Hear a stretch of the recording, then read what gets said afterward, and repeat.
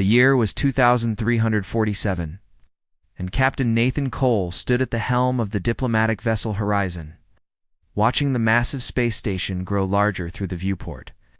His hands were steady on the controls, but his heart was beating faster than normal. This was the moment humanity had waited 300 years for.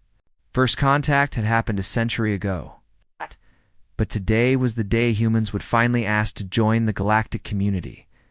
Ambassador Linda Martinez stood beside him, adjusting her formal black suit. She was a woman in her 50s with silver streaks in her dark hair and eyes that had seen too many difficult negotiations. But nothing had prepared her for this one. The Council's spire, Nathan said quietly. 47 species. Thousands of years of history. And we're about to knock on their door. Linda nodded, but said nothing. Behind them, the rest of the delegation waited in silence. There were 12 of them in total. Diplomats, scientists, military advisors, the best humanity had to offer. Lieutenant Commander Danny Reyes stood with a security detail, his hand resting near his sidearm even though he knew it would be useless here. He was a young man, barely 30, with the kind of face that smiled easily. But he was not smiling now. The docking procedure took 20 minutes. When the airlock finally opened, they were greeted by beings that looked nothing like humans. Some had scales. Some had too many limbs. Some floated without any visible means of support. A creature with blue skin and 6 eyes led them through corridors made of something that looked like crystal but felt warm to the touch. The Grand Assembly chamber was enormous. Linda had seen images, but nothing had prepared her for the reality. Tiered seating rose in every direction, filled with representatives from dozens of species. The ceiling was so high, it disappeared into artificial clouds. Light came from everywhere and nowhere. At the center of the chamber stood a raised platform. A towering being waited there, covered in scales that shifted color as they moved. 4 arms hung at their sides. This was High Arbiter Valix, the leader of the Galactic Confederation. The species known as humans have petitioned for membership, Valix announced. Their voice was deep and seemed to come from all around them. We have reviewed their application. We have studied their history. We have assessed their capabilities. Linda stepped forward when a light appeared beneath her feet, indicating she should speak. We come in peace and with hope, she said, her voice carrying clearly through the vast space. Humanity offers friendship, cooperation, and our unique perspectives to this great alliance. We have much to learn from you, and we believe we have much to offer in return. A murmur rippled through the chamber, sounds that human ears could barely process. Valix raised one of their 4 hands, and silence fell instantly.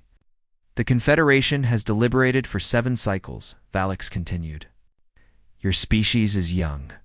You have been traveling among the stars for barely 3 centuries. Your history is marked by internal conflicts. You have damaged your own planet through neglect.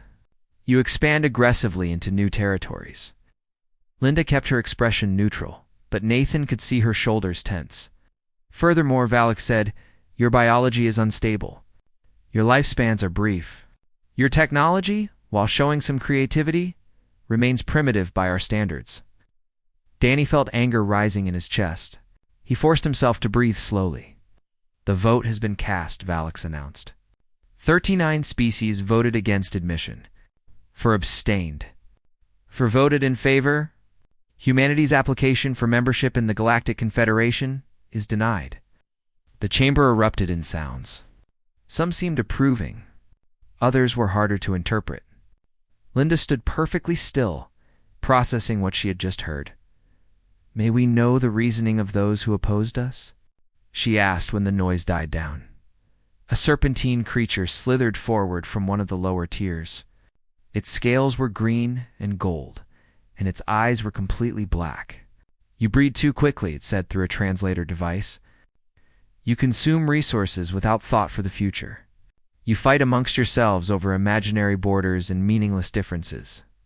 You are, in essence, a species of chaos. The Confederation exists to maintain order and stability. We do not invite entropy into our home. Another delegate moved forward. This one appeared to be a cluster of floating crystals that chimed as they spoke. Your homeworld sits in a strategically valuable position near three major shipping lanes. Admitting you would require protecting you from those who might wish to control those lanes. The cost of such protection outweighs any benefit you might provide. Nathan watched Linda's hands formed fists behind her back, hidden from the view of the assembly. "I understand," she said, her voice still calm. "And if we cannot join the Confederation, what is our status? Are we free to continue exploring and developing on our own?" Velix's scales shifted to a darker shade. "You are designated a quarantine species. You may not expand beyond your current solar system. You may not engage in trade with Confederation members. You may not develop military vessels beyond your current capabilities. Any violation of these terms will result in corrective action." Corrective action. Nathan spoke before he could stop himself. Several heads turned toward him. Valix looked at him with eyes that held no warmth. "Sterilization of your species. Complete and permanent. The galaxy has no room for chaos that cannot be controlled." The words hung in the air like a death sentence, because that was exactly what they were. The human delegation was escorted out without ceremony. No one offered condolences. No one expressed regret. They were simply removed. It's like unwanted guests who had overstayed their welcome. As the Horizon undocked from the Council spire and began its long journey home, no one on board spoke. They sat in silence, each lost in their own thoughts. The stars outside looked the same as they always had, but everything had changed. Danny was the first to break the silence. "So that's it? We just accept being prisoners in our own solar system? We just wait until they decide to wipe us out anyway?" Linda turned from the viewport. Her eyes were dry, but there was something burning in them that Nathan had never seen before. "No," she said quietly. "We go home. We tell Earth what happened. We tell them every word. And then we figure out what comes next." Nathan set the course for Sol, for home, for the small blue planet that had given birth to their species. "They called us chaos," he said quietly. "They said we were dangerous because we couldn't be controlled. They were right to fear that," Linda replied. "They just didn't understand what it meant." Danny looked at her. "What does it mean?" Linda Martinez, who had devoted her life to peace and diplomacy, who had believed that words could solve any problem, looked out at the stars that had just been denied to her people. "It means that if they want to put humanity in a cage, they better make sure the bars are strong enough, because we don't stay caged for long." The Horizon flew on through the darkness, carrying 12 humans back to a world that would soon learn it had been rejected by the galaxy. But in that rejection was the seed of something else. Something that would grow over the coming years. Something that would change everything. Humanity had been told to accept its place, to be grateful for being allowed to exist, to sit quietly in its corner of space and wait for whatever the Confederation decided to do with them. They had picked the wrong species to threaten. 18 years passed after the rejection, and the galaxy forgot about humanity. The Confederation had more important matters to attend to. Trade disputes between ancient species, border conflicts in distant sectors. The small blue planet and its primitive inhabitants were barely worth a footnote in galactic records. This was exactly what humanity wanted. "Dr. Grace." Newman stood in her laboratory deep beneath the Martian surface, watching numbers scroll across holographic displays. She was 62 years old now, with gray hair pulled back in a simple ponytail, and eyes that rarely left her work. For 20 years, she had devoted herself to a single goal.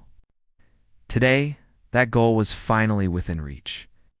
"The new drive is ready for testing," said Kevin Park, her assistant and closest colleague. He was a young man with nervous energy and brilliant ideas. "If our calculations are correct, we can achieve faster-than-light travel without using the hyperspace lanes." Grace allowed herself a small smile. The hyperspace lanes were the Confederation's greatest tool of control. These artificial tunnels through space made galactic travel possible. But the Confederation controlled every single one of them. Without access to the lanes, species were trapped in their own corners of space, forced to crawl between stars at speeds that made expansion impossible. That was how they kept humanity caged. No access to the lanes meant no way to reach other systems in any reasonable time.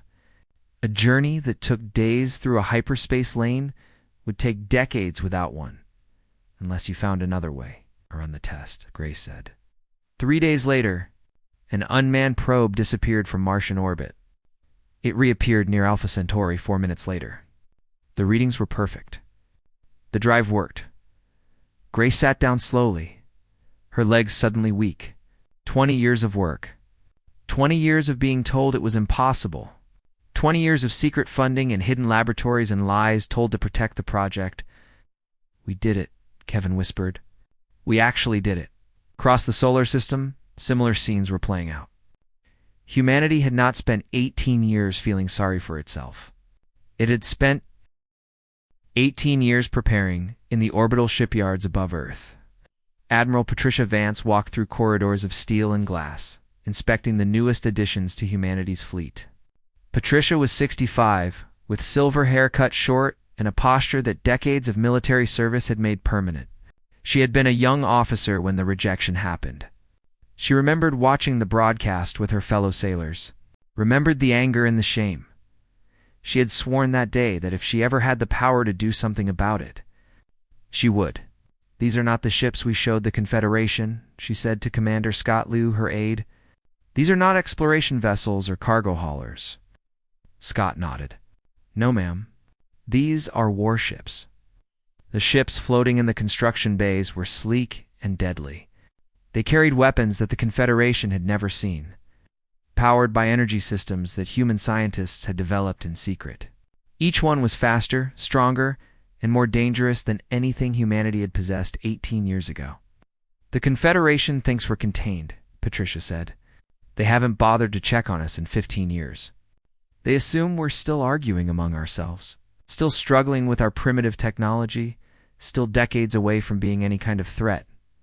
And when they do check?" Scott asked. Patricia looked out at the fleet taking shape before her. 30 ships completed, 50 more in various stages of construction. By the end of the year, they would have 100. By then, it won't matter what they think. But ships and engines were only part of the plan. In Geneva, the diplomatic corps had been working just as hard. Ambassador Linda Martinez had aged in the 18 years since the rejection. Her hair was fully gray now, and lines marked her face that had not been there before. But her mind was as sharp as ever. Her determination had only grown stronger. She sat in a secure conference room, surrounded by screens showing faces that no human was supposed to be talking to. 4 species had voted in favor of humanity's admission. 4 species had seen something in humans worth supporting. Linda had spent 18 years cultivating those relationships. "The Veth will not openly support any human action," said the being on the first screen. It was aquatic with gills and large dark eyes. "But we will not oppose you either. Your species demonstrates remarkable adaptability. We respect this." "The Krill stand with strength," said the scarred warrior on the second screen. He was massive, covered in what looked like natural armor. "You were rejected because you were weak. Show us you are strong, and we will reconsider our position." "The Morvani find humanity fascinating," said the cloud of glowing particles on the third screen. "You create and destroy with equal passion. We wish to see what you become." "The drool see opportunity," said the merchant on the fourth screen, a being with too many teeth and calculating eyes. "Humanity represents a market we have been denied. Change the situation, and we will be eager to trade." Linda thanked each of them and ended the calls. She sat alone in the dark room for a long moment, thinking about what she had built. For species who might not help, but who would not interfere. For cracks in the wall the Confederation had built around humanity, it was not much. But it was something. The final piece of the plan came together in the asteroid belt. Where a construction project had been hidden for over a decade, engineer Carol Bennett floated in zero gravity, looking at her creation with pride and terror in equal measure. She was 48, small and wiry, with hands that never stopped moving. She had designed bridges on Earth before being recruited for this project. Nothing had prepared her for what she had been asked to build. "The declaration is complete," she said into her communicator, sending the message to Earth. The declaration was not a document or a speech. It was a weapon. Or rather, it was a deterrent. Thousands of devices spread throughout the solar system, each one hidden in an asteroid or a moon or a forgotten corner of space. Each one was capable of generating an electromagnetic pulse powerful enough to disable any technology within. Light dashers, if activated together, they would create a dead zone around Earth so vast that no fleet could approach. Any ship that entered would be reduced to a floating tomb, systems destroyed, its crew helpless. But that was only the defensive part. Carol pulled up the second set of schematics.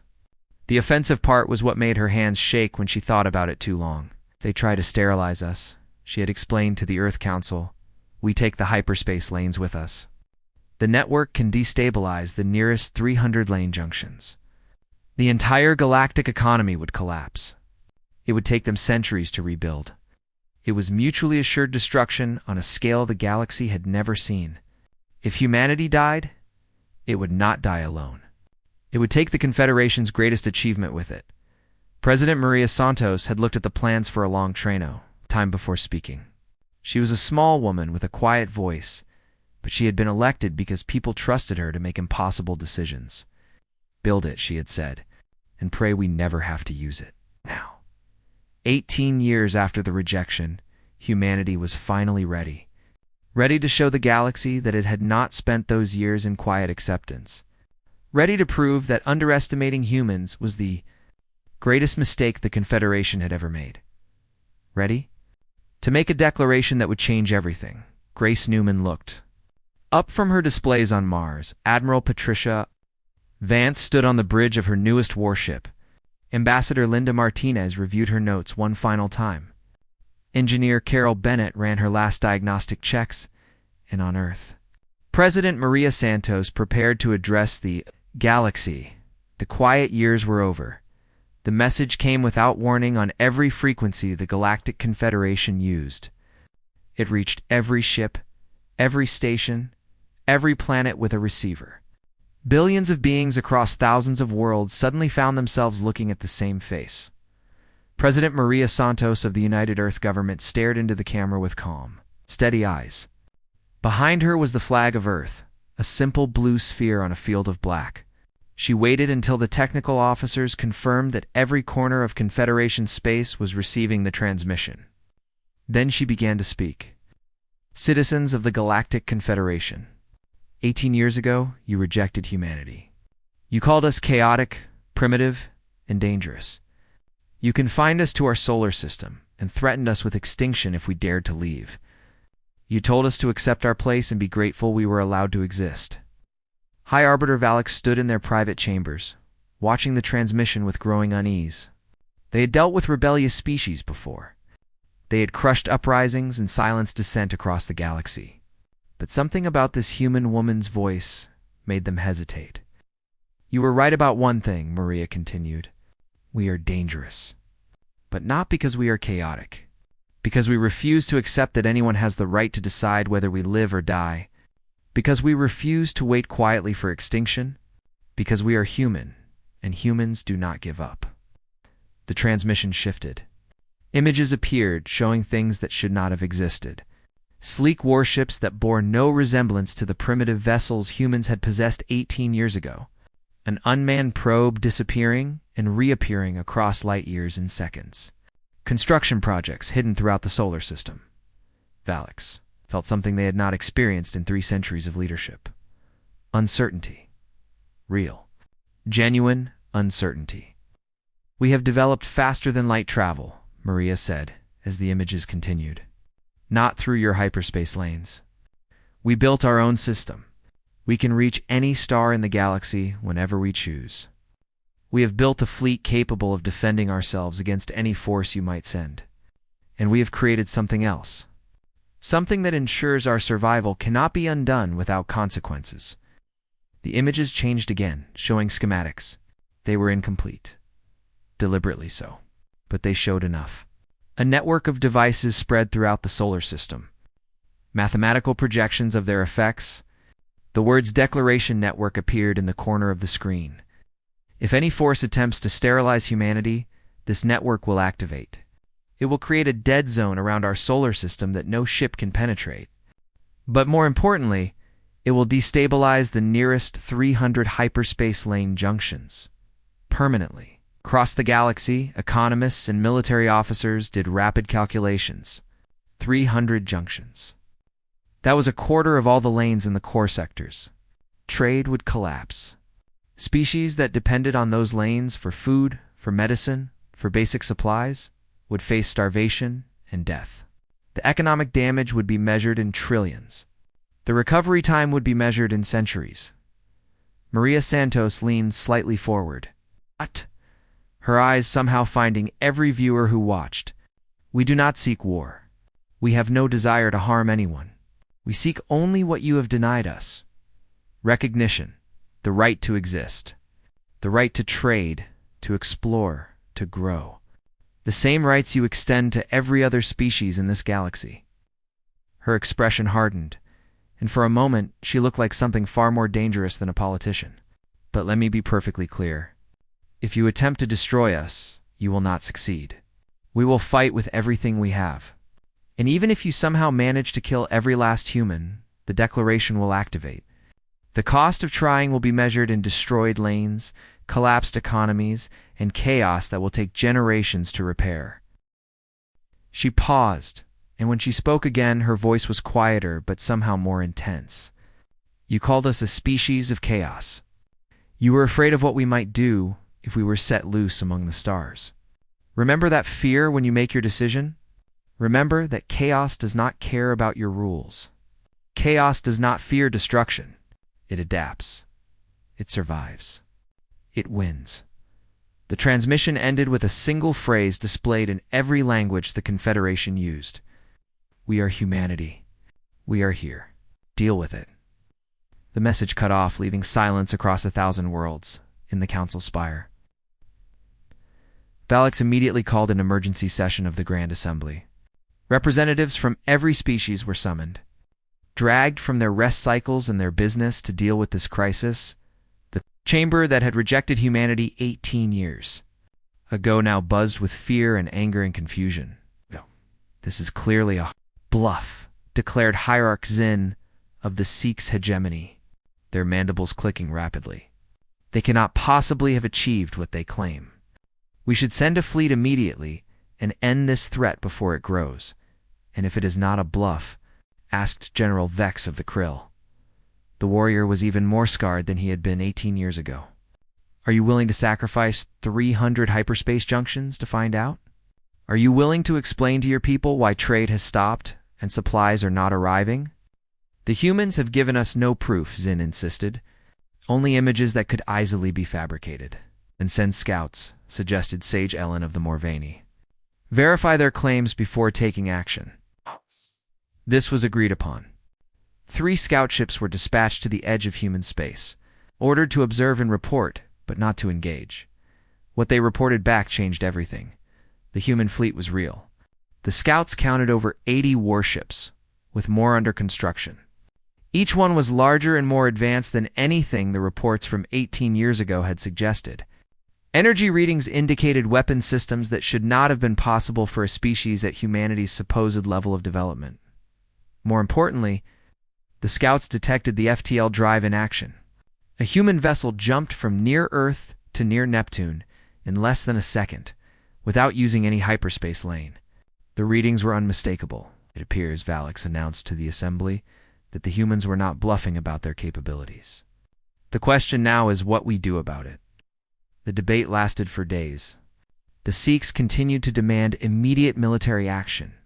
The Valorian Imperium supported them, arguing that allowing humanity to keep these capabilities would set a dangerous precedent.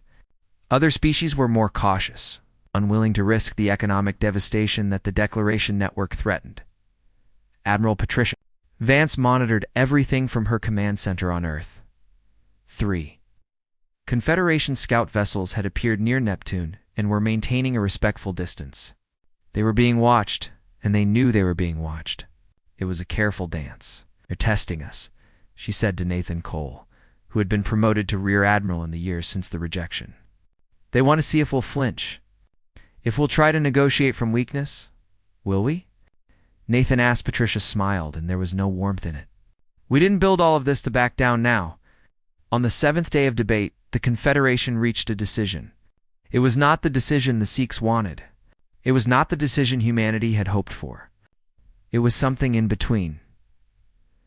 Valix addressed the galaxy once more. The Galactic Confederation acknowledges humanity's communication. We recognize that circumstances have changed since our last interaction. We agree to open negotiations regarding humanity's status. The chamber stirred with reactions ranging from relief to outrage. However, Valix continued, the quarantine remains in effect until these negotiations are concluded.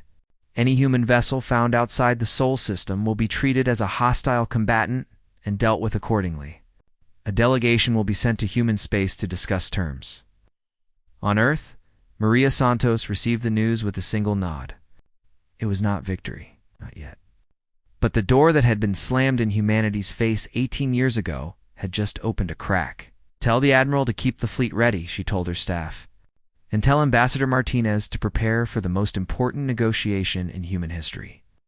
The galaxy had finally agreed to listen to humanity.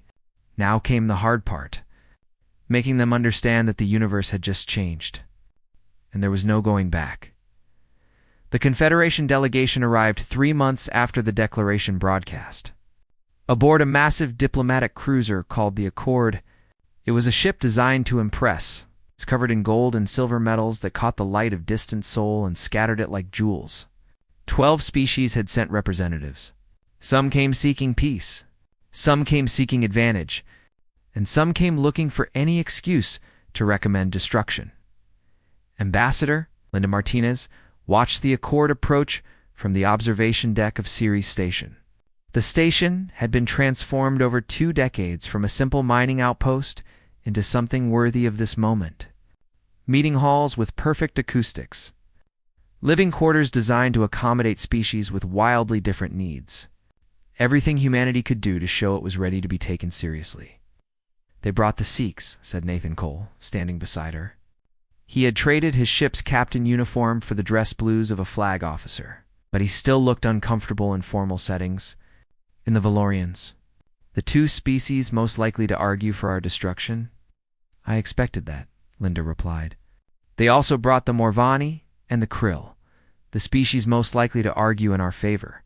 This is going to be a real negotiation, not just a formality. Is that better or worse? Linda considered the question. Better. A formality would mean they had already decided. A real negotiation means we have a chance to change their minds. The human escort fleet met the Accord at the edge of the solar system. 30 warships in perfect formation, each one gleaming with deadly purpose. Admiral Patricia Vance led them personally. Wanting the Confederation to see exactly what humanity had built, the Confederation representatives were not impressed by shows of force. They had seen countless species rise and fall over the millennia. But as their shuttle approached Ceres and they saw the human fleet up close, several of them exchanged looks that their translators did not need to interpret. These were not the primitive vessels they had expected. The negotiations began the next day in the largest conference room Ceres had to offer. The human delegation sat on one side of a curved table. The Confederation delegation sat on the other. Between them lay the fate of an entire species. Sage Ellen of the Morvani had been chosen to lead the Confederation's negotiating team. They existed as a cloud of luminescent particles contained within a humanoid environmental suit, and they were known throughout the galaxy for their fairness. This was precisely why they had been chosen. Even the Sikhs had agreed that Sage Ellen could be trusted to handle the situation properly. Let us begin with the fundamental question, Sage Ellen said, their voice resonating through the suit's speakers. What does humanity want? Linda spread her hands on the table. The same thing every species wants. Security, prosperity, the freedom to determine our own future. We want to be members of the galactic community, not prisoners confined to a single system. Mahirok Zin leaned forward, mandibles clicking. You want to spread your chaos across the stars. We have seen your history. We know what you did to your own planet before you fixed it. We know how you fight among yourselves. Why should we trust you not to bring that violence to our worlds? Because we have grown, Linda replied calmly. Yes, we made mistakes. We nearly destroyed our own world before we learned to work together. But we did learn. Earth's ecology has been restored. Our population has stabilized. We have proven that we can change. Words, Zin hissed. We require proof. Negotiations continued for weeks. Every session brought new challenges. The Sikhs demanded that humanity surrender its weapons. The Valorians insisted that human expansion be limited to 3 systems for the next 500 years. The Drool wanted trade agreements that would benefit their merchants at humanity's expense. Linda and her team fought every point. They gave ground where they could and held firm where they could not. But as the weeks passed, it became clear that they were making no real progress. The Confederation could not agree among itself what it wanted from humanity, which meant humanity could not give them anything that would satisfy everyone. The breakthrough came from an unexpected place. Dr. Grace Nimone had been included in the human delegation as a technical advisor. Her job was to answer questions about the FTL drive and other technologies that humanity had developed. She spent most of the negotiation sessions in silence, listening and observing.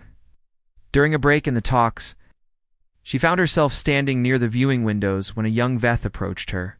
Specialist Terran was a junior member of the Confederation delegation, included mostly to carry datapads and fetch refreshments. But their large, dark eyes held an intelligence that Grace recognized immediately. Your FTL drive, Terran said quietly, their gills fluttering with what might have been nervousness. You developed it in less than 20 years. 18, actually, Grace replied.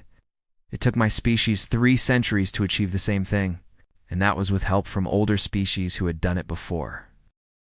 Terran looked out at the stars. How did you do it so quickly? Grace shrugged. We were motivated. When someone tells you that you'll be destroyed if you try to leave your solar system, you'll find a way to make sure they can't follow through on that threat. Yes, Terran said slowly. Motivation. That is what my people believe as well. Adaptation comes from necessity. They paused. May I tell you something? In confidence? Of course. My people voted in favor of humanity's admission 18 years ago. Do you know why? It was not because we liked you or felt sorry for you. It was because we saw something in your species that we admired. What was that? Potential for change. Most species in the Confederation have been the same for thousands of years. They have found their place and settled into it. They do not grow anymore. They do not adapt. Terran's gills fluttered again. Humanity is different. You change constantly. You evolve faster than any species we have ever encountered. That is why many fear you. Grace considered this. And what do you think they should feel? Terran was quiet for a long moment. I think the Confederation has forgotten what it means to grow. We have become comfortable, stagnant. Your species represents something we have not seen in millennia. Something that could either save us or destroy us. Which do you think it will be? I do not know. But I think finding out will be interesting. That night, Grace shared the conversation with Linda. Linda shared it with the rest of the delegation. By morning, they had a new strategy. Linda requested a private meeting with Sage Ellen, just the two of them. Away from the pressure of the full delegations, we're philosophers, Linda said, when they were alone. Your species has spent thousands of years studying the nature of existence. So let me ask you a philosophical question. What happens to a society that stops growing? Sage Ellen's particles shifted thoughtfully within their suit. It stagnates. It loses its vitality. Eventually, it withers and dies. Even stars do this. The Galactic Confederation has been stable for 12,000 years. But stable is not the same as thriving. Your shipping lanes are wearing out. Your population growth across all member species has declined to almost nothing. Technological advancement has slowed to a crawl. New ideas are rare and usually rejected. Linda leaned forward. You don't need to protect the galaxy from humanity. You need humanity to revitalize the galaxy. Sage Ellen was silent for a long time. Their particles dimmed and brightened as they processed what Linda had said. "This is a bold claim," they finally replied. "Many would say it is arrogant. Is it wrong?" Another long silence. "No, I do not believe it is." Over the following weeks, Sage Ellen began steering the negotiations in a new direction. What if humanity was not admitted as a junior member, bound by restrictions and watched constantly for signs of trouble? What if they were admitted as something different? A catalyst. A species given freedom to innovate, to push boundaries, to remind the Confederation what ambition and growth looked like? The Sikhs were furious. The Valorians protested. But other species began to listen. The Drool saw profit in a galaxy with new markets and new technologies. The Krill saw strength in a species willing to fight for its place. The Veths saw the adaptation they valued above all else, and slowly, carefully, a new agreement began to take shape. Not the agreement anyone had expected. Something better. Something that might actually work. Humanity had come to the table expecting to fight for scraps. They were about to walk away with something far more valuable. The Treaty of Ceres was signed on the anniversary of humanity's original rejection. 18 years to the day since Ambassador Linda Martinez had stood before the Grand Assembly and heard the word denied. The coincidence was not accidental. Humanity had insisted on the date. The signing ceremony was broadcast across the galaxy, just as the rejection had been, just as the declaration had been. But this time, the tone was different. This time, humanity was not begging for acceptance or threatening destruction. This time, they were taking their place among the stars. Under the terms of the treaty, humanity was admitted to the Galactic Confederation as a full member with all associated rights and responsibilities. There were no restrictions on expansion, no limits on development, no probationary period. Humanity had demanded equality, and equality was what they received in exchange. Humanity agreed to share its FTL technology with the Confederation. This was the gift that had ultimately convinced even the hostile species to accept the treaty. Human FTL worked independently of the hyperspace lanes. It was faster, more efficient, and could reach places the lanes did not go. Within a generation, it would revolutionize galactic travel and free every species from dependence on the aging lane network. The Declaration. Network remained in place. This was non-negotiable. Humanity's defensive capabilities would stay exactly where they were. A reminder to anyone who might have thoughts about corrective action in the future, but the offensive components were officially classified as a last resort, to be used only if humanity faced extinction. President Maria Santos spoke at the signing ceremony, her words reaching billions of beings across the galaxy. "We were told we were too young, too chaotic, too dangerous. We were told to accept our place at the bottom and be grateful for being allowed to exist at all. We were told that the galaxy had no room for a species like us." She paused, and a small smile crossed her face. We respectfully disagreed. Behind her, the human delegation stood in a line. Linda Martinez finally seeing the work of a lifetime come to fruition. Admiral Patricia Vance, her fleet waiting in orbit, ready to protect humanity's new place in the universe. Dr. Grace Newman, whose impossible engine had made all of this possible. Engineer Carol Bennett, whose terrible weapon had ensured humanity's survival. And dozens of others, each of whom had played their part in this moment. "Today we take our place among the stars," Maria continued.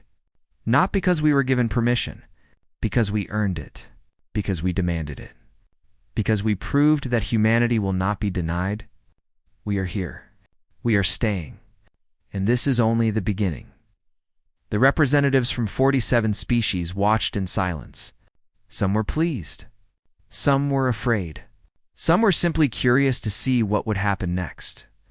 But all of them understood that the galaxy had just changed in a fundamental way. 1 week after the signing, the first human ships legally left the solar system. They went in every direction, carrying colonists and scientists and traders and explorers. Some headed for worlds that had already been claimed to establish embassies and trade posts, others headed for the unknown regions. The places that older species had deemed too dangerous or too unprofitable to explore, Admiral Patricia Vance stood on the bridge of her flagship, the Defiance, as it passed Neptune and entered open space. The stars stretched around her in every direction, no longer forbidden, no longer out of reach. "You know they will test us," said Nathan Cole, standing at her side as he had for so many years. "The Sikhs, the Valorians, others who voted against the treaty, they haven't forgiven us for this. Let them try," Patricia replied. "We spent 18 years preparing for their worst. Now we get to show them what we can do when we're not fighting for survival, when we're actually free to build and create and grow." As she looked out at the infinite darkness ahead. "Imagine what we can accomplish now." In Geneva, Ambassador Linda Martinez retired to her apartment and poured herself a drink. On her wall hung a framed copy of the original rejection letter from the Confederation, the document that had started everything. She had kept it as a reminder of how far they had come, how much they had overcome. Her communicator chimed. A message from Sage Ellen, the Morvani negotiator, who had become something close to a friend during the months of talks. "The treaty is signed, but the work is just beginning. Many in the Confederation still fear what humanity might become. Prove them wrong, Ambassador. Show them that chaos can build as well as destroy." Linda smiled and raised her glass to the empty room. "We will count on it." On Mars, Dr. Grace Newman was already working on her next project. Her laboratory had been expanded 10 times over, funded by a confederation that now wanted to understand human innovation rather than suppress it. A team of scientists from a dozen species worked alongside her human colleagues, sharing knowledge that had been kept secret for millennia. "Why stop at this galaxy?" Grace said to Kevin Park, who had been her assistant for 20 years and would remain by her side for 20 more. "There are billions of galaxies out there. Billions of places we've never been, never even imagined. All we have to do is figure out how to reach them." Kevin laughed. "Most species would be satisfied with having conquered one galaxy's politics. We're not most species. That's the whole point." On Ceres, Carol Bennett oversaw the conversion of the negotiation chambers into a permanent human embassy. Every detail was designed to reflect humanity's new status, not as beggars asking for scraps, not as threats to be contained, but as equals, partners, as members of a galactic community that they intended to help transform the Krill. General Dex visited the station a month after the treaty signing. He walked through the halls with Carol, examining the construction with a warrior's eye. "Your species is remarkable," he said finally. "You went from rejection to full membership in less than 2 decades. Most species would have accepted their fate. Many would have been destroyed trying to resist it." "We don't accept fate," Carol replied. "We change it." Dex made a sound that the translator interpreted as a laugh. "We thought we were welcoming a new species into our established order. We did not realize we were inviting a force of nature. The galaxy will never be the same. Is that a good thing?" The Krill warrior considered the question carefully. "Ask me again in 100 years. For now, I will say this. It will certainly be interesting." "Hi, Arbiter Valix." Watched humanity's expansion from the Council. Spire. Ships bearing the blue sphere of Earth now traveled through. Sectors that had known no human presence a year ago. Human traders appeared in markets across the core worlds. Human scientists joined research institutions that had operated for thousands of years without outside influence. Human soldiers trained alongside warriors from species that had once dismissed them as primitives. Valix felt that unfamiliar emotion again. Not uncertainty this time. Something closer to anticipation, perhaps even hope. The Confederation had grown stagnant. Everyone knew it, even if few were willing to say it out loud. The same species had been doing the same things for so long that no one remembered what progress felt like. Innovation had become rare. Ambition had become suspicious. The galaxy had settled into a comfortable decline that might have continued for another 10,000 years. Humanity had changed that in an instant. Not through conquest or destruction, but simply by refusing to accept what everyone else had accepted. By proving that the impossible was merely difficult. By showing that a species confined to a single system could break free and claim its place among the stars. Other young species were watching. Other species that had been told they were too primitive, too chaotic, too dangerous. They saw what humanity had done. They began to wonder if perhaps they could do the same. The galaxy had been stable for 12,000 years. Stability was ending. What came next was uncertain, but humanity had never been afraid of uncertainty. They had been born in it. They had thrived in it. And now, finally free to explore and create and grow without limits, they intended to share that gift with the universe. The stars awaited, and humanity was coming, not as conquerors, not as destroyers, but as something far more lasting, as builders, as dreamers, as proof that sometimes the only way to earn a seat at the table is to build your own table and make it better than the original. The rejection had been meant to end humanity's story. Instead, it had been the beginning, and the galaxy would never be the same.